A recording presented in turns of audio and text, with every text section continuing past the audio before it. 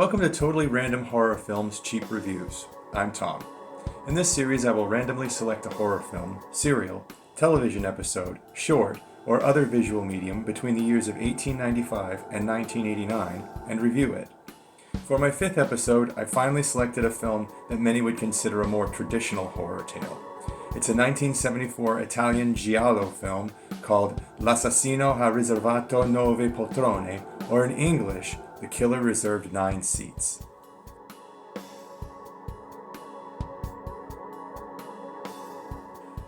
L'assassino ha riservato nove poltrone was released in Italy on May 21, 1974.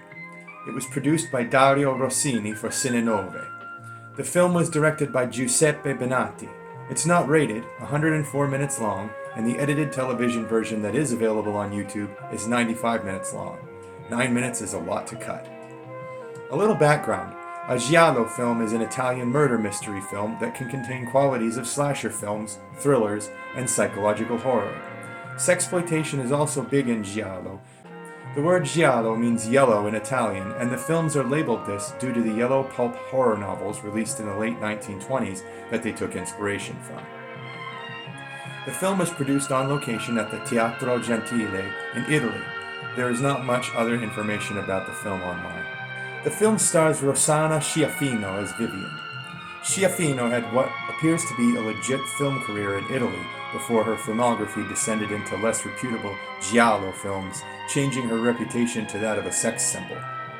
Chris Avram, born of active communists, stars as Patrick Davenant. Avram seems a staple of giallo cinema as well. Eva Chamares was a minor star in Italian giallo, and she plays Rebecca Davenant. Doris is played by Lucretia Love, who, judging by Google Images, used to be an adult film actress.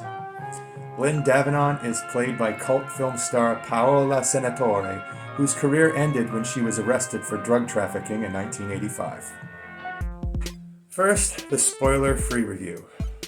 Where do I start? The horror in L'assassino ha riservato nove poltrone is that of most giallos, a mysterious, murderous stalker, and the horror of someone you know possibly being a killer.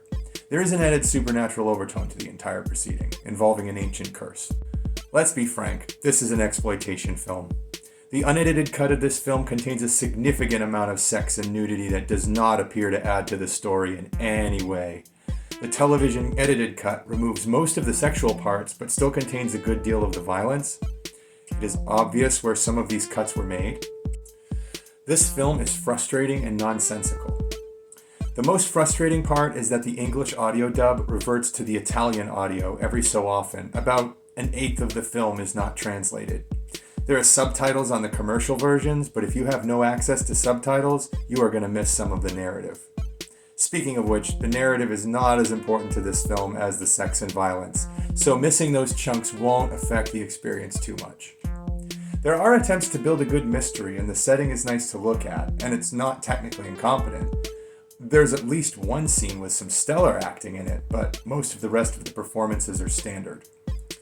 Some of it made sense, a lot of it didn't make any sense. It felt long, but I didn't die watching it. So I guess if you really like giallos and you gotta see all of them, give this one a watch. Otherwise, maybe do something else. Now, the spoiler review.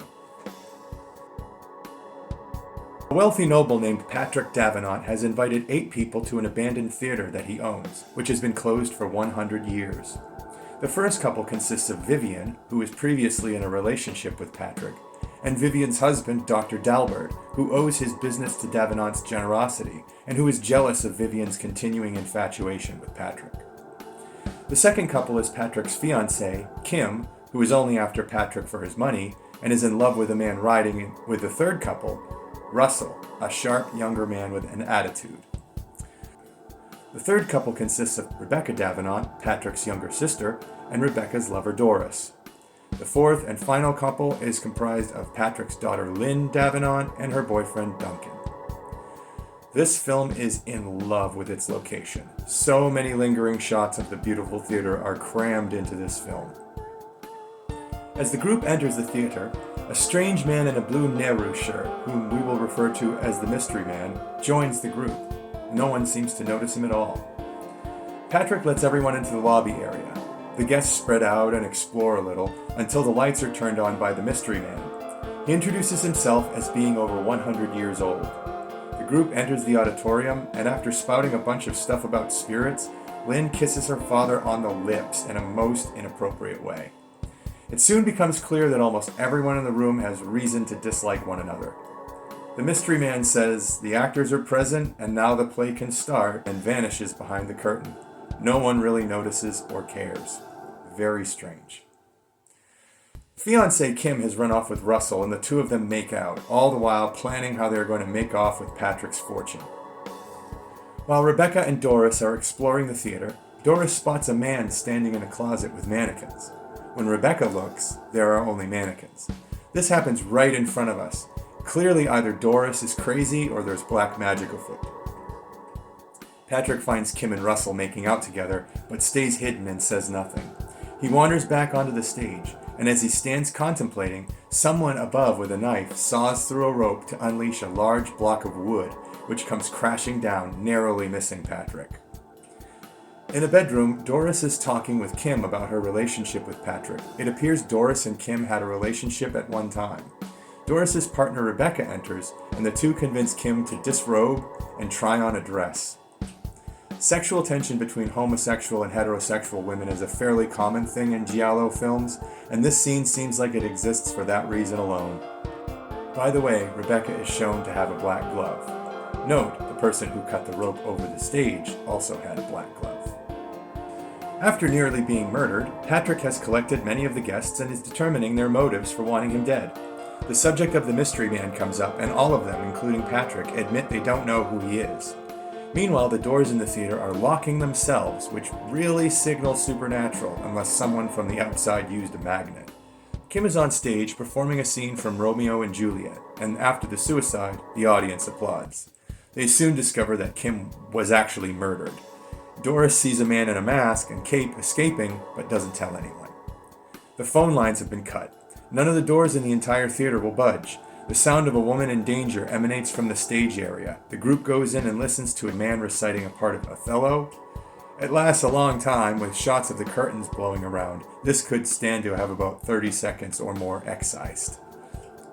Patrick confides to Vivian that 100 years ago, to the night, people came to the same theater and were locked in and murdered, and the place has been closed ever since. Doris has followed the masked man into the bowels of the theater, where he is hiding behind a door. She promises not to tell anyone of his identity, intimating that she too wanted people to be dead and for her to get away. It's a very strange turn of events, and so is the sound that comes from your speakers when the villain uses these theater pipes to blow feedback through the whole area. This lasts a good while until Doris can get out of there, but it will hurt your ears and make them ring, so be prepared for it. Doris continues to explore the dark parts of the theater, not knowing she is in the room with the masked man, until he reveals himself. This part of the film is poorly chopped, but it appears that by the end of it, Doris is naked and has been crushed with a wooden door so hard that she bled from the mouth. The next scene involves Lynn and her boyfriend Duncan, who have discovered a prop closet of sorts.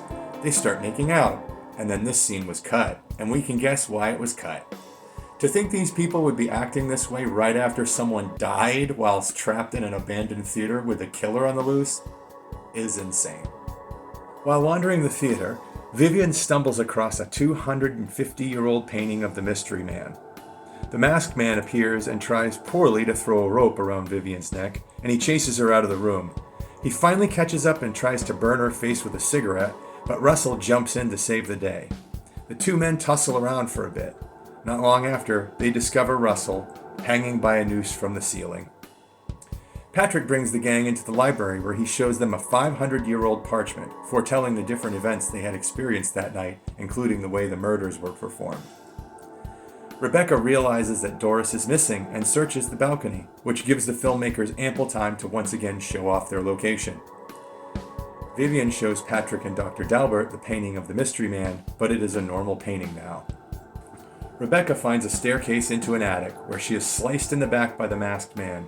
He overpowers her, holds her down, and stabs her repeatedly in the genitals. Parts of this murder were probably excised from the television version, and I must say, Eva Chamares did a fantastic job acting out that death. The masked man is using a hammer on the body, so Rebecca's black glove from earlier was just a red herring. Patrick can hear the sound of the hammer through the wall, and then he sees the mystery man, who vanishes in the shot as Patrick passes in front of him. Not sure how they did it, but it was smooth. Patrick admits to Vivian that he is crazy and he might be the person who's doing the killing. During this conversation, it is revealed that Patrick divorced Vivian because she was a prostitute. They still have feelings for one another. Dr. Dalbert argues with Lynn and then marches off, and then moments later Lynn and Duncan discover Rebecca's corpse, which has had its hand nailed to a board, and Duncan seriously smacks the spit out of her to calm her hysteria. Immediately afterwards, Dr. Dalbert's body is seen in a balcony seat, having been strangled by rope. For some reason here, Duncan and Lynn take drugs. I mean, they just saw a dead body. Duncan walks off as Lynn collapses to the floor in a stupor. Somehow Duncan has not been affected by the drugs and decides to take a hammer to the front door to break out. He fails. Lynn is now in a sheer nightgown, dancing, when her father walks in. Mind you, she just saw a dead body nailed to a plank of wood. There's a big chunk cut here, but next we see Lynn is topless and making out with her father. Oh, Giallos. This was just thrown in to be shocking. Vivian's scream interrupts the interlude, and we find she is being chased around by the masked man who reveals himself to be Duncan. He's the killer. Duncan says he merely found the costume lying around and decided to have some fun. People are dying. How can they believe this person? Who would act like that in this kind of situation?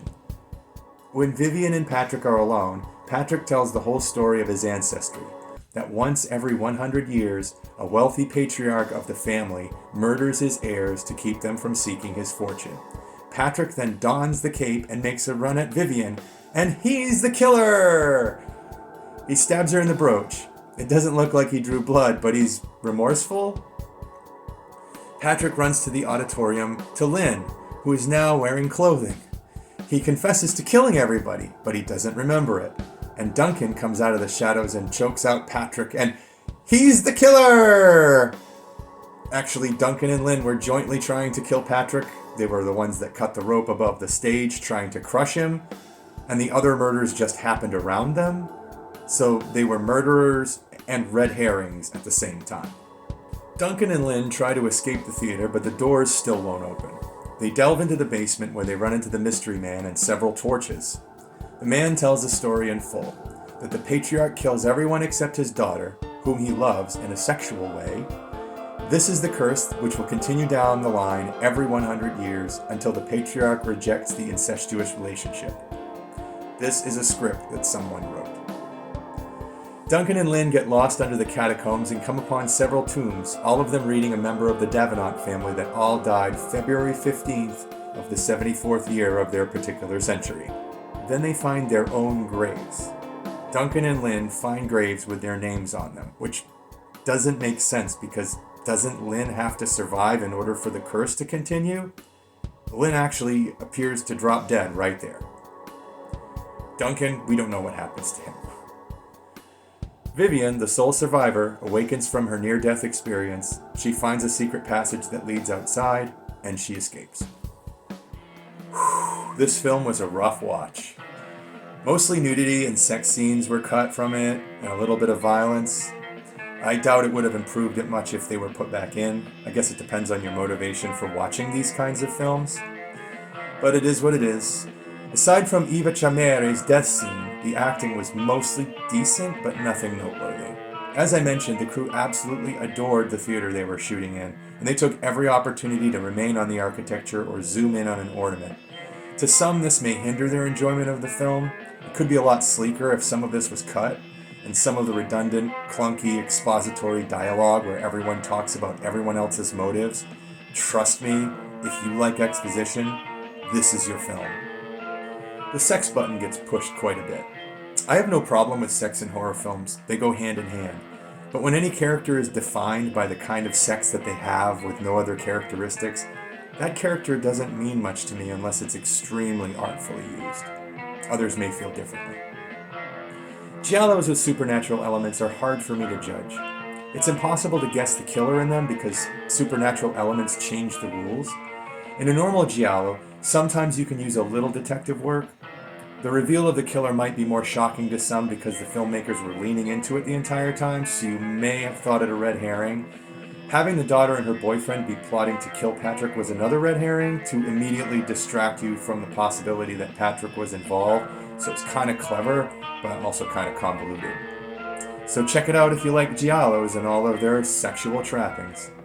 That's all for Totally Random Horror Films Cheap Review Show. Stay tuned for the next random review.